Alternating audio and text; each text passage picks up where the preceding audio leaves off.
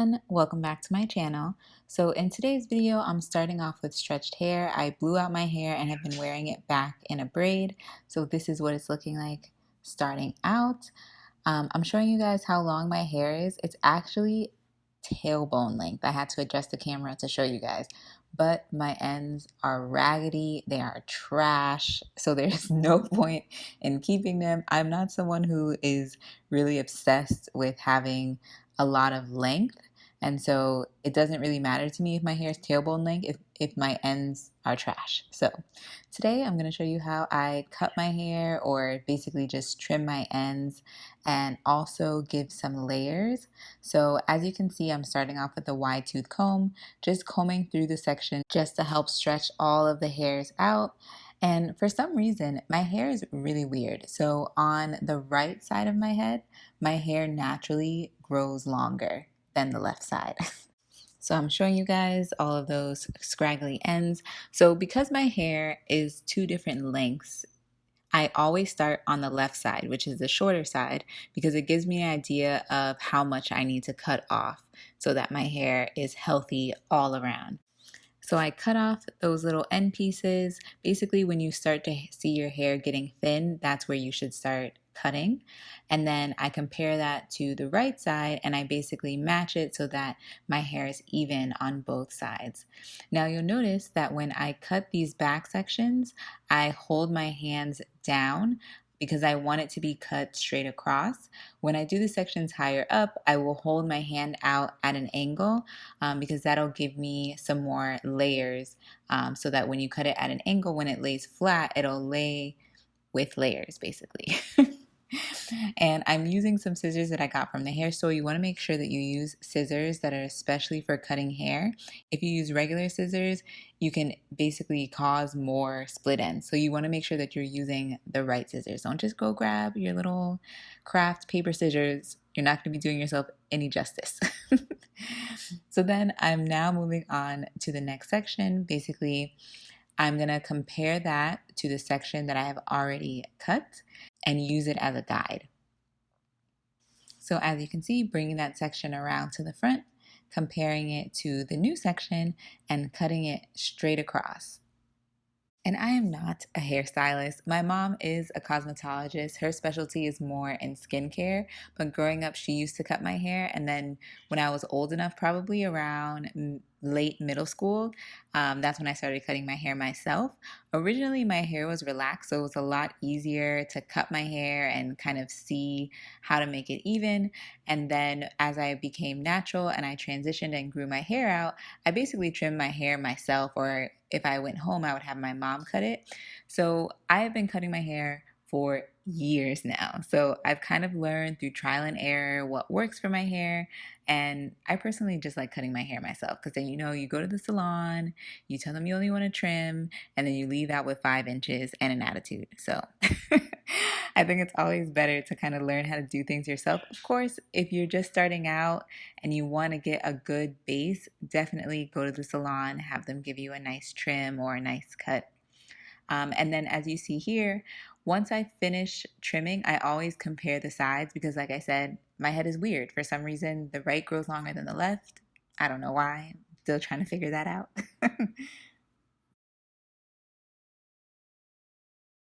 Moving on to the next section. And like I said, just repeating the same process.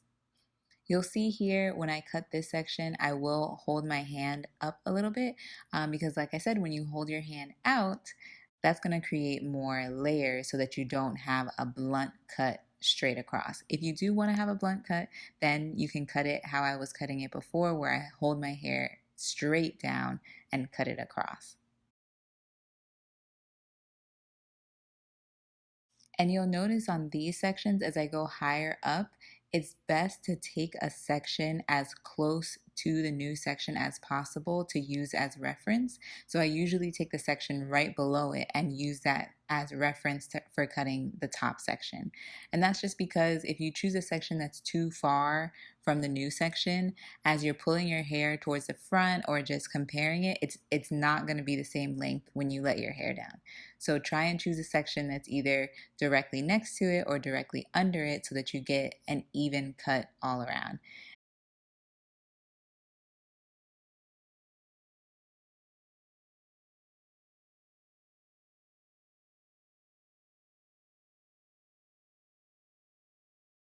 And then, like you see here, I always comb it back down and see how it looks when it lays down and see if I need to cut anything extra. Now, for me, I'm not gonna lie, honestly, for my hair to be its healthiest, I probably should be trimming my hair every 3 to 4 months, but that doesn't happen. Clearly, you can see these raggedy trash ends that I have right now that haven't been cut for probably I would say like 6 months at least since I cut my hair in this video. Um, but I just naturally am prone to getting split ends. I had a lot of split ends while my hair was relaxed. And since I've been natural, I still tend to get a lot of split ends, a little bit less than when I had relaxed hair, but I still get a lot of split ends. So for me to have thick, healthy ends, I would have to be cutting my hair at least every 3 to 4 months, like I mentioned.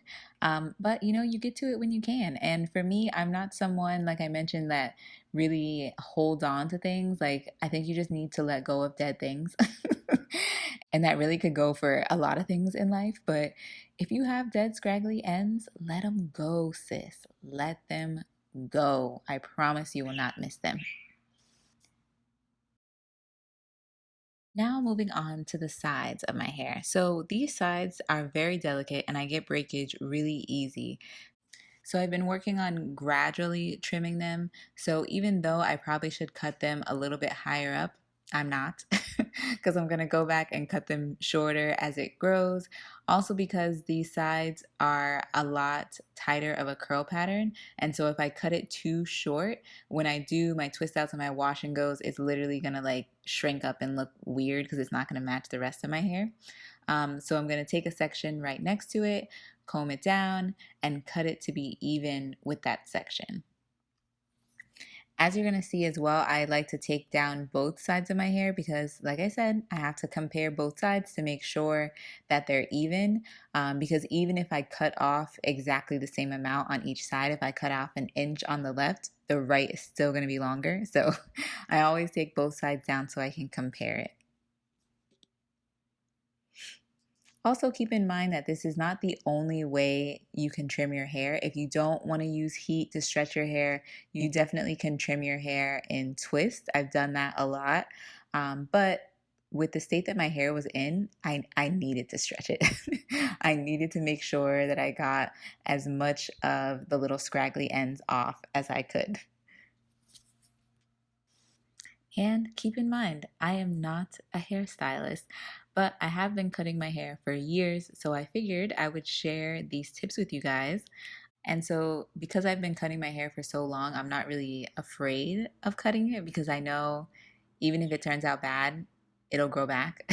So, I'm not really too stressed about it. But if this is your first time cutting your hair on your own, I would definitely start with a trim, and that way you can kind of practice and see how you like your hair to fall, and that way you can't really mess up too bad.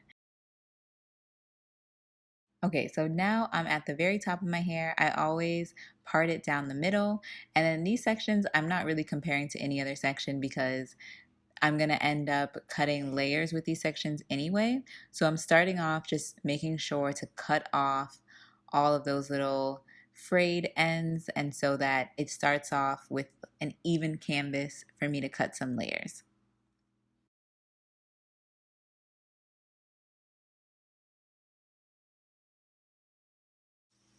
Then when I move to the other side, I can use the left side as a guide for cutting the right. And so doing this systematically, allowing you to always have pieces to be a reference really helps, especially because if you're doing it yourself, you can't really see your whole head. So using different hairs as a guide is so key.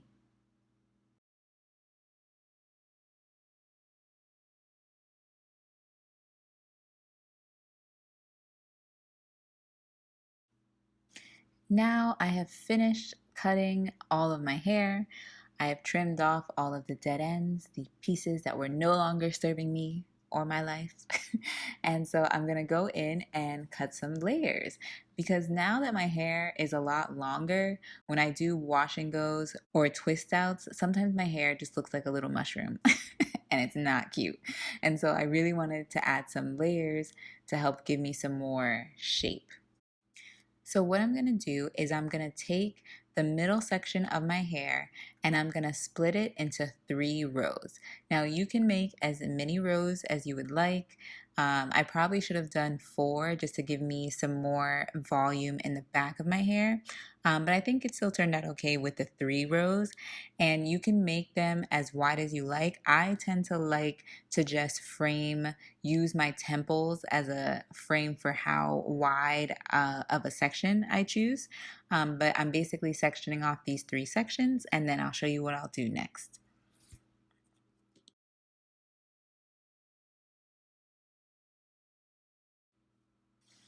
Okay, so with this last section, as you can see, I'm combing it and holding my hair straight up. I'm holding my hair at an angle so that you guys can see what I'm doing, but you want to hold your hair straight up and you want to secure the end with a hair tie. You want to leave some space at the end because you're going to cut off some of that hair basically to give you some layers. So you're going to fasten that right at the end. Then moving on to the next section and just repeating the same process. So combing it straight up, taking all the hair up, and then wrapping a hair tie towards the end. And this is going to create the same type of like waterfall. I don't even know if that's a good description. It sounded good though. How when I was holding my hair out straight to the side, when you cut it straight across, it makes it so that when the hair falls down, there's natural layers. So this is kind of like the same process. So I'm taking that first section. I tried to include it in the shot, but it gets difficult with this long hair, man. So I'm holding it straight up and I'm cutting off maybe about a 1/2 inch so that basically cutting off the frayed ends. Then I'm going to compare the next section to the first section and cut off the same amount to make it even. And then I'm going to take the last section, compare it to the one in front, and cut off the same amount on that section as well. And guys, this is so simple. I remember when I first learned this trick, I was amazed. It makes such a big difference when you're just trying to have more shape to your hair. Because a lot of times you may start to feel blah about your hair, just not really like how it's laying. And a lot of it is just about having shape. The shape of your hair can make such a big difference in how your hair looks. And so as you can see, I have a much more rounded shape now instead of a mushroom, which looks really nice, especially when your hair is curly and you have your natural curl pattern. So I'm super happy with the results. I'm including a clip of how my hair looked after I washed it. I love it. So much body, so much shape. Anyway, thank you guys for watching. I hope you enjoyed the video and I will see you guys in my next one.